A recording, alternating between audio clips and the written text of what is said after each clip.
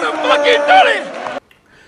Lions TV is your post-match analysis video of last night's 4-3 defeat of the Den against Ipswich Town. Before we get into the game, let's have a look at the 11 that started. It was just the one change from the team that started against Bolton Wanderers. Aidan O'Brien was out with a hamstring injury. He came back in, and rightly so in my opinion, for Shane Ferguson. Other than that, it was pretty much as you were. With Jordan Archer in goal, Conor McLaughlin at right back, James Meredith left back, Byron Webster and Sean Hutchinson in the middle, George Saville and Sean Williams in the central midfield, Aidan O'Brien on the left, Jed Wallace on the right, and Steve Morrison and Lee Gregory up front. Right, before we get deeply, darkly into some places we don't really want to go, but we have to, I'm going to start by saying the team and the club are going forward in a great way. The manager's doing the right things. We really are moving forward. We've improved massively since last year.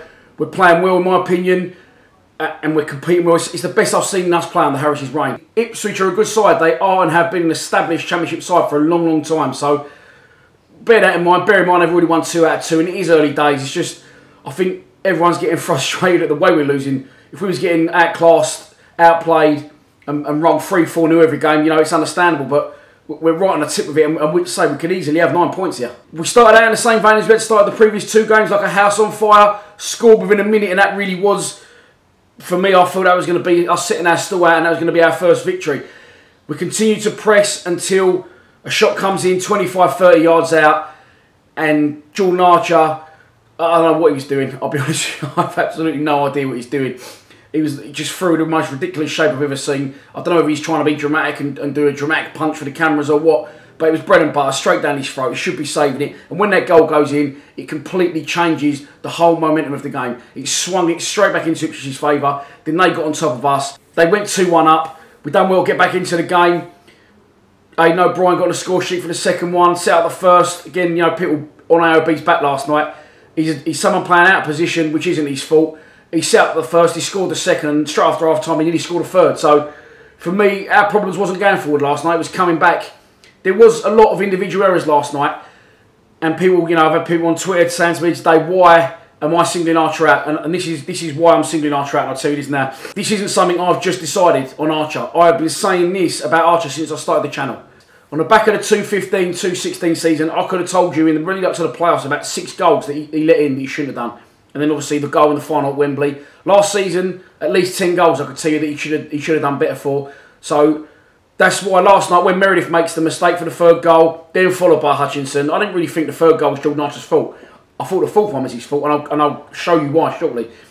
That's why, you know, I'm digging him out as an individual, because, not as an individual, I'm digging him out as a goalkeeper for our football club, because it's going to be tough enough to stay in this league as it is without Archer.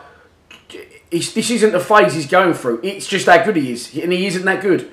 His footwork's terrible. His positioning's terrible. He's never on his toes. He doesn't dive properly. His starting position's all wrong. It's just so much about it that I've tried. I've been saying for a long, long time. People used to think I was mad. Even when he won Player of the Year.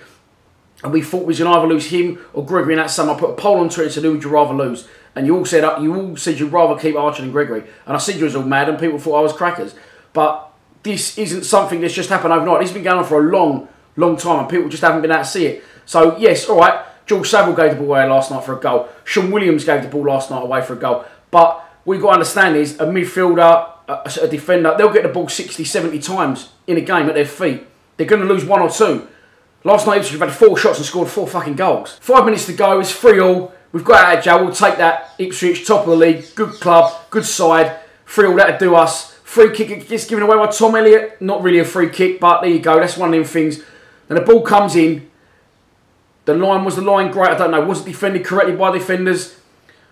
All these things, they're all combined to make a goal, obviously. But I'm going to tell you now, the 4th goal, Jordan Archer could have saved it.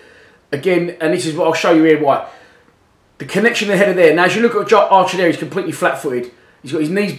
He's got his knees bent. His legs are like mine there. They're bent inwards at the knees, with his ankles sticking out. He's not on his toes. Then, as it comes in a little bit further, look, and then again a few more shots. As you can see there, he hasn't moved off the spot of where he originally was. As the cross comes in, and after he's on the floor, he hasn't actually moved off the spot. He isn't diving. He isn't travelling. He isn't getting left, and he isn't getting right. It wasn't right in the corner of the header. It wasn't a rocket. And it's, you know, the same. I'll show you a couple of stills here from Bolton game. You know, if your goalkeeper's 2 foot from the post and the ball's going in from where he was, from a long way out, he's got to be trying to read the game. He's got to be trying to move in his feet and diving. He's either not diving for it or he is diving, and when he does dive, he doesn't go anywhere. He just goes sort of on the spot or backwards. I don't know how he's managing to do it, but listen, it is what it is. We lost the game. There is a lot of positives to take from it. We're nearly there in my opinion. We just need a new goalkeeper. I would love to see an experienced keeper come in, if I'm honest, before the transfer window closes in about 10 days' time. We need, you know, some of the old lot will remember, you know, Mike Taylor and Nigel Spink, an experienced ex-Premier League goalkeeper, to come in and get a little bit of stability in the back line. We got punished for our mistakes, and that's a harsh lesson to learn, because you will learn that in this league. The defenders and the midfielders are probably giving the ball away just as much last year and making the mistakes, but it's a different world from League One, and you will get punished by better sides. So onwards and upwards, let's try and keep up. I'm depressing myself talking about this now. That's pretty much it for the post-match analysis. We will do a Q&A tomorrow. If people want to start firing some questions in, I'll answer those. We'll be back for another pre-match prediction on Friday, and then I will see you at Ashton Gate at Bristol City away on Saturday if you're going. Please subscribe to Lions TV. Come on, you Lions.